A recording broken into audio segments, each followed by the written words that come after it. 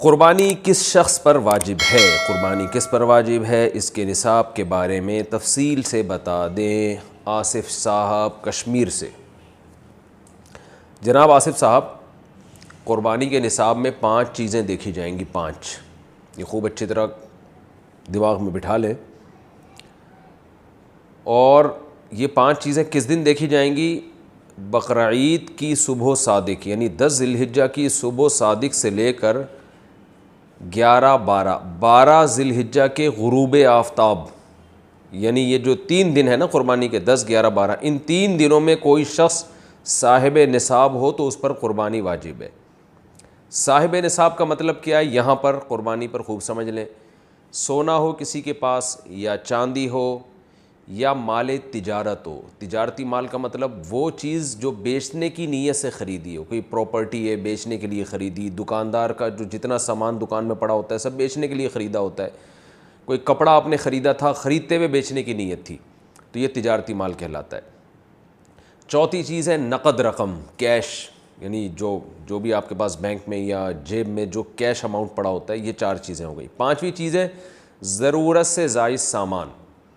ضرورت سے زائد سامان میں بہت تفصیل ہے، آسان اس کی ایک جو ہم اگر ضبط کر سکتے ہیں تو وہ چیز جو پورے سال بھی استعمال نہ ہوتی ہو، گھریلو چیزوں میں وہ چیزیں جو پورے سال بھی استعمال نہ ہوتی ہوں، جیسے کپڑے، کوئی یا برتن ہے، ڈنر سیٹ ہے، پورے سال استعمال نہیں آتا۔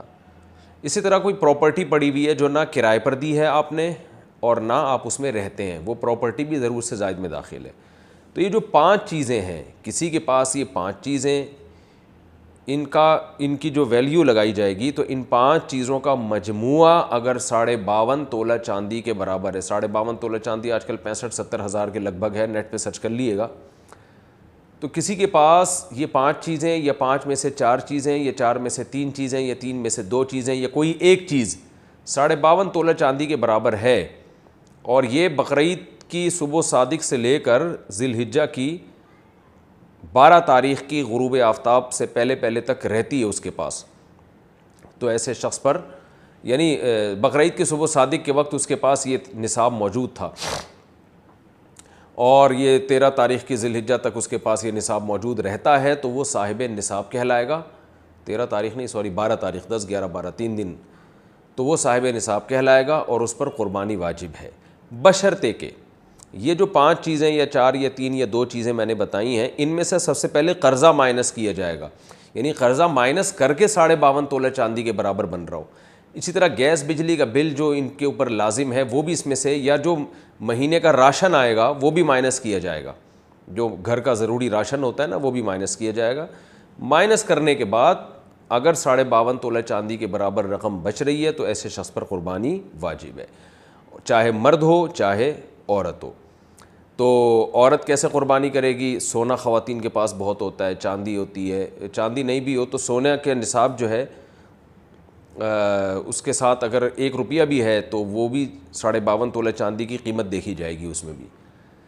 تو عورت کیسے قربانی کرے گی؟ اس کے پاس تو کیش نہیں ہوتے عام طور پہ، تو پورے سال جمع کرے، تھوڑے تھوڑے اپنی جیب خرچی سے بچایا کرے، یا سونا کو بیچ کر کرے۔ البتہ کسی کے پاس صرف سونا ہی ہے اور یعنی باقی 4 چیزوں میں سے کچھ بھی نہیں، 1 روپیہ بھی نہیں ہے، تو پھر 7.5 تولہ سونا جب تک نہیں ہوگا قربانی واجب نہیں ہوگی۔ یعنی سونے کے ساتھ اگر چاندی ہے یا پیسے ہیں یا تجارتی مال یا ضرورت سے زائد سامان ہے، پھر سونے کی ویلیو دیکھی جائے گی، سونے کو نہیں دیکھا جائے گا۔ لیکن اگر صرف سونا ہی ہے تو پھر 7.5 تولے سونے سے کم پہ نہ زکوٰۃ ہوتی ہے نہ قربانی ہوتی ہے۔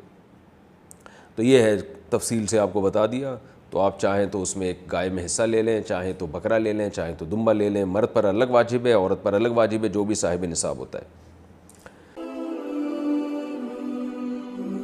آسک مفتی طارق مسعود۔